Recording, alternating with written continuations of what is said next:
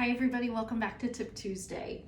So at the end of last year, last December, 2 months ago now, I asked a question to you guys, my fans, my audience, what you would like to learn a little bit more about. And one of them, as you can see, was oils, and it was really high on the list. So I thought I would spend today talking a little bit about oils. It is February, which means it is Heart Health Month, so it's also a great month to do this.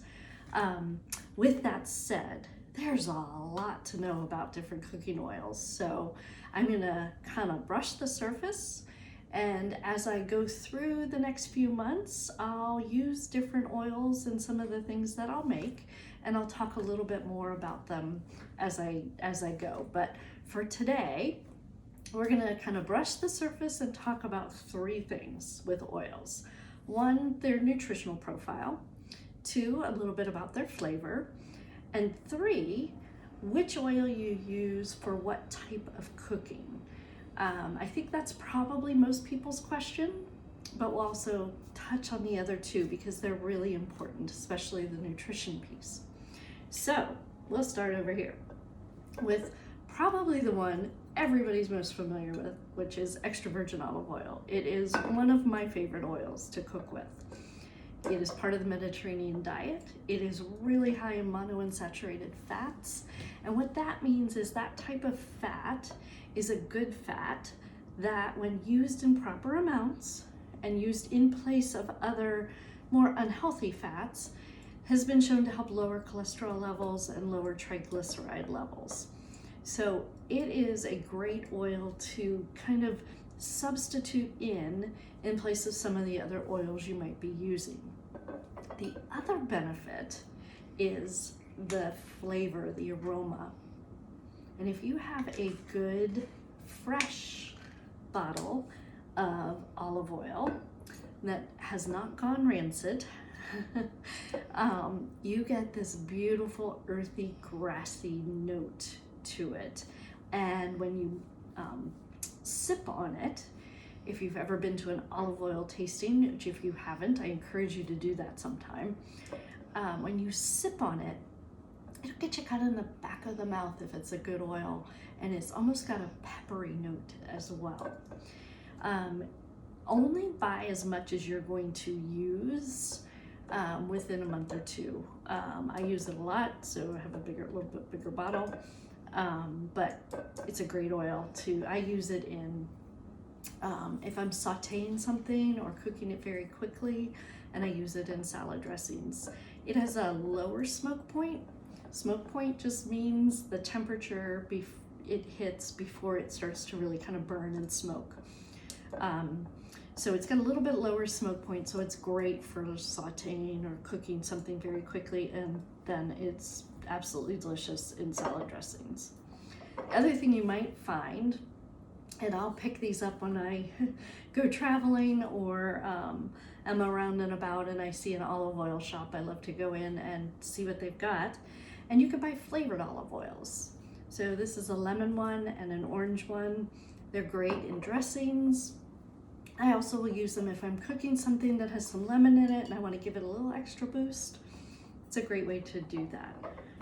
So that's olive oil. Good healthy oil, great to sub in for other oils and to use when you're cooking at not too high of a temperature. Olive oil. In the front here, we have some different kind of nut and seed oils. We have a pumpkin seed oil.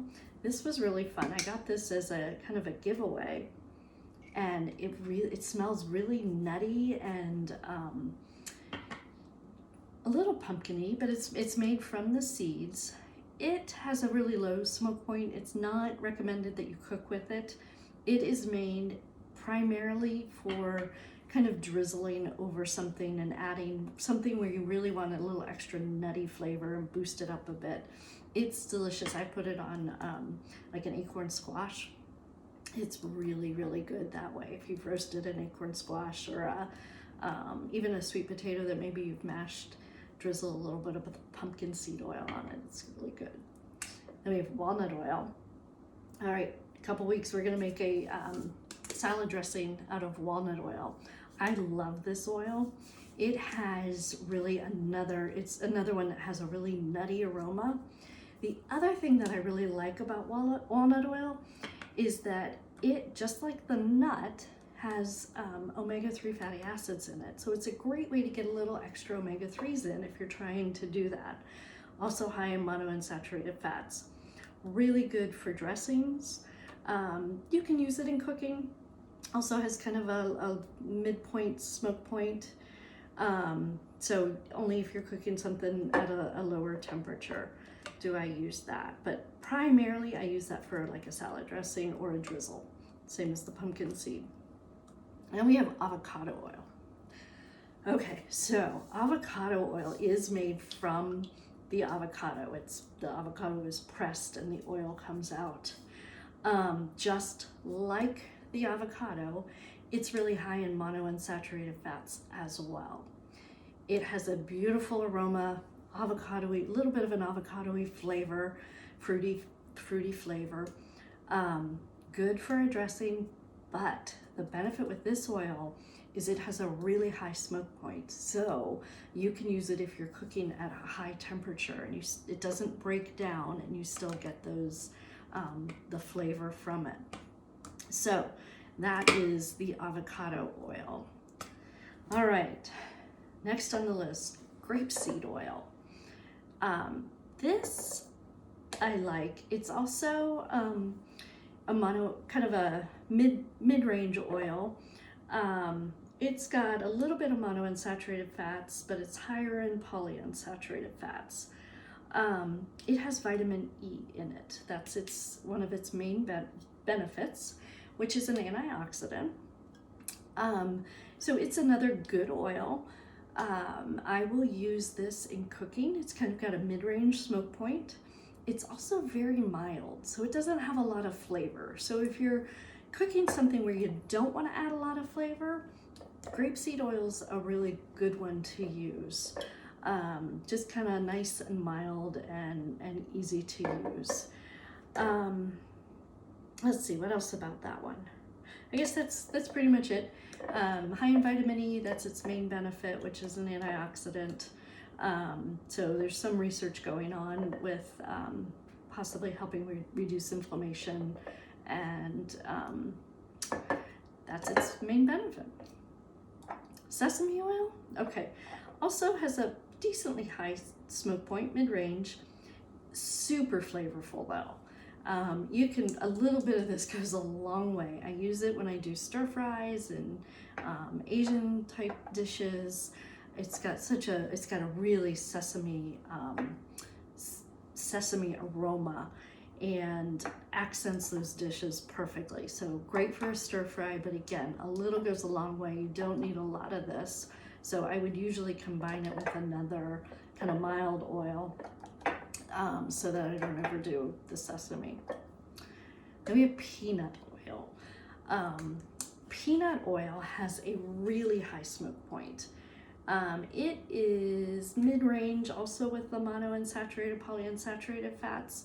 So it's a unsaturated fat, but really high smoke point. This is what a lot of fried foods are fried in because of its high smoke point. So great for frying, and especially if you need something to get up to a really high temperature and get it really crisp, peanut oil is probably what you're gonna use. Last on my list in this row is coconut oil. And you can see it's not liquid. And that is because coconut oil is a saturated fat. It's gotten a lot of hype the last few years. Little bit of research out there, maybe very small studies, and they're kind of controversial.